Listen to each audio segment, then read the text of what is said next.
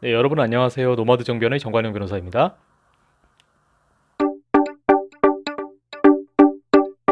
예, 오늘은 NFT를 발행한 플랫폼, 서비스 사업자가 사라지거나 폐업을 한다든지 하는 경우에 그 NFT는 어떻게 되는지에 대해서 한번 말씀을 드리도록 하겠습니다. 자, 이더리움 기반의 ERC라고 이제 부르죠. 그런 통상적인 표준을 사용해서 발행한 NFT의 경우에는 사실 NFT를 발행한 플랫폼이 사라지더라도 NFT는 그대로 그 블록체인 장부상에 남습니다. 왜냐하면 이제 NFT에 관한 정보가 그 탈중앙화된 온체인이라고 부르죠. 그 온체인상의 분산 장부에 기록이 되기 때문인데요. 하지만 이 NFT가 그 ERC 같은 통상적인 표준이 아닌 방법으로 발행됐다고 하면은 이 경우에는 여러분 조심하셔야 됩니다. 이럴 경우에는 해당 플랫폼이 사라지면 NFT 자산의 안정성도 이제 같이 흔들릴 수가 있거든요. 하지만 우리가 여기서 주의해야 될 점은요. 그 현재 NFT라고 불리는 것들 있잖아요.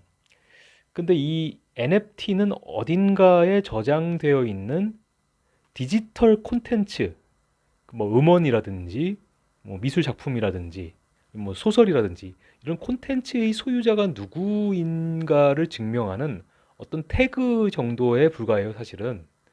보통 NFT하고 결합되어 있는 그 콘텐츠는 이 블록체인 온체인 상에 있지 않고 오프체인이라고 하는 온체인 밖에 이 외부에 보통 저장이 됩니다. 왜 그러냐면요. 이게 온체인에 저장할 경우에는 아주 제한적인 용량의 데이터만을 이제 NFT에 저장할 수가 있기 때문이에요. 이 이더리움은 특히 이제 월드 컴퓨터 개념으로 이제 블록체인을 구성을 했는데요. 이게 사실은 블록체인이라는 것이 효율적인 정보 처리 시스템은 아닙니다. 그러니까 탈중앙화라는 정신을 구현하기 위해서 블록체인이라는 것은 이제 여러 가지 이점을 포기했는데 중앙화된 서버에 기록을 보관하지 않고 거래에 참여하는 개개 서버, 노드라고 부르죠. 그곳에 기록을 보관하고 관리하기 때문에 이게 처리 속도가 중앙화된 서버보다는 당연히 느릴 수밖에 없고 사실 약간 고비용 구조고 효율성 면에서는 좀 떨어집니다. 그러니까 사정이 이렇다 보니까 이 현실적인 이유로 어떤 제한적인 데이터만 NFT에 저장해서 관리를 하게 됩니다. 물론 어떤 예술 작품이나 콘텐츠의 전체 데이터를 NFT에다가 화체해가지고 온체인에 저장하는 것도 가능은 합니다만 이렇게 되면은 뭐가 문제냐면 거래 비용이 너무 많이 소요가 됩니다. 그러니까 대용량의 콘텐츠가 토큰의 해시라고 하죠. 그렇게 되기 때문에 거래가 발생할 때, 뭐 양도 양수라든지 그렇게 됐을 때 이게 지나치게 많은 에너지를 소모하게 됩니다. 그렇기 때문에 디지털 콘텐츠에 대한 어떤 필요 최소한의 정보만 NFT에 담아가지고 해당 콘텐츠하고 연계시키는 방법을 이렇게 취해서 효율성을 추구하게 되는데 이때 NFT의 메타데이터에는 보통 그 콘텐츠의 명칭이라든지 그 콘텐츠의 요약된 설명 그리고 해당 콘텐츠가 저장되어 있는 위치, 링크 이런 걸 넣기 때문에 그렇기 때문에 현재 이제 NFT는 사실상 권리 증명에 대한 어떤 기록 정도에 이제 불과하게 되는 거죠. 지금까지 말씀드린 이유로 이 디지털 콘텐츠는 오프체인 어딘가에 서버나 정보 저장 매체에 저장될 수밖에 없어요. 자, 그래서 제가 처음 질문으로 돌아갈게요. 그래서 만약 서버 회사가 그 디지털 콘텐츠를 보관하고 있는 서버 회사가 문을 닫거나 운영이 정지되면 그것은 오프체인이잖아요. 그러면 이제 어떻게 될까요? 이 디지털 예술 작품을 민팅해서 NFT로 발행한 회사나 플랫폼이 사라지면 어떻게 되냐 이 질문을 드렸었잖아요. 네, 그렇습니다. NFT는 온체인에 남아 있을 수 있지만 정작 NFT에 연계된 콘텐츠 이 알맹이 자체는 영영 못 찾게 될 수가 있습니다.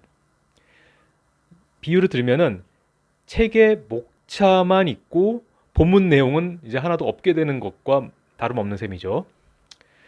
따라서 여러분들이 NFT를 구입하실 때, 그러니까 정확하게 얘기하면 NFT에 연계된 콘텐츠를 같이 구입하실 때 그 업체나 서비스 제공자가 NFT에 화체된 디지털 콘텐츠를 사실 어디에 보관하고 저장하는지 이거를 꼭 확인하셔야 됩니다.